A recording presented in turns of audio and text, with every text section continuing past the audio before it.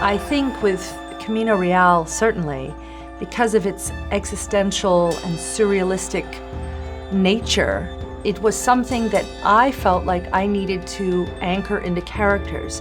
But where we will go to the less naturalistic idea of the play is in the set. It's a beautiful idea, this set, because it is a set you can actually look through. It has a transparency. It's built with something called rebar, which is, these are metal, small steel pipes that are used in construction for houses, for example. And we've used this as the basis of the set. This is a big piece. She's chosen a challenging work. The work Camino Real is originally a play that was done many years ago on Broadway. She and I started talking about ideas for the space in terms of scenery, and I'm not typically a scenic designer, and I decided to.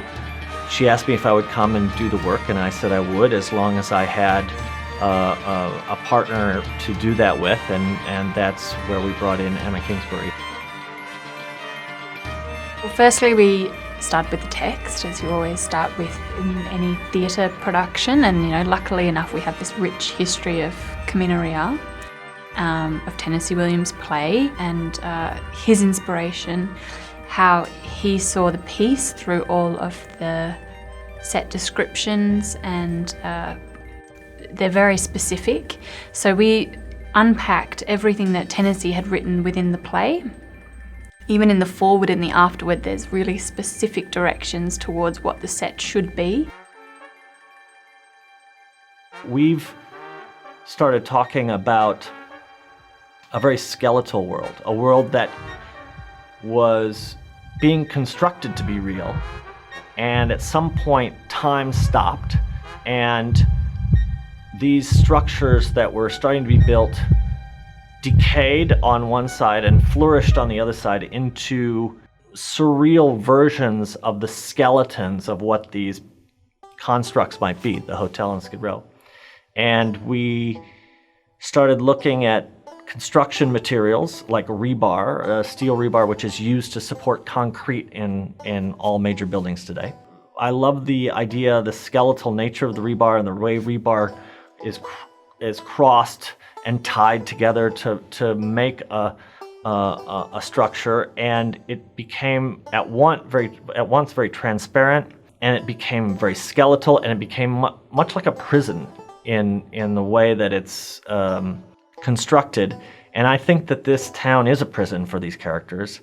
That's the way Helen's approaching it. That's the way I think Tennessee Williams wanted it to feel, like that there was no way out, really. And you'll discover that in the story of Camino Real as it's being told, that some of these characters have been trapped seemingly forever, and in some ways death is the only way out. We have a beautiful miniature set of Camino Real, and I really feel like they got the surreal quality of what this place is, because it is ephemeral and filigree.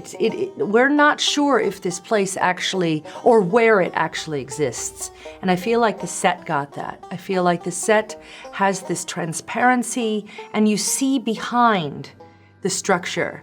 You cannot hide in the Camino Real, which is really, I think, one of the aspects of the play. You can't hide in this place. You can't find a moment's peace, or everybody knows your business. It's a little bit like a small town, but the transparency helps helps convey that message. I think it's a brilliant concept for a ballet, because she can express all of this surrealism and existentialism through movement and through the body, which, in essence is what we do.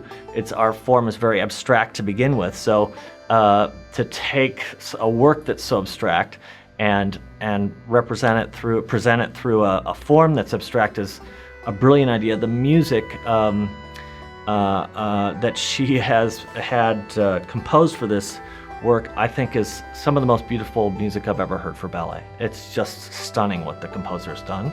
And so all her pieces are falling into place. I'm really excited about how this piece is going to take shape and finally get born in March. It's funny. I can't wait to be there, but I don't want it to end. It's been such a fulfilling journey, really.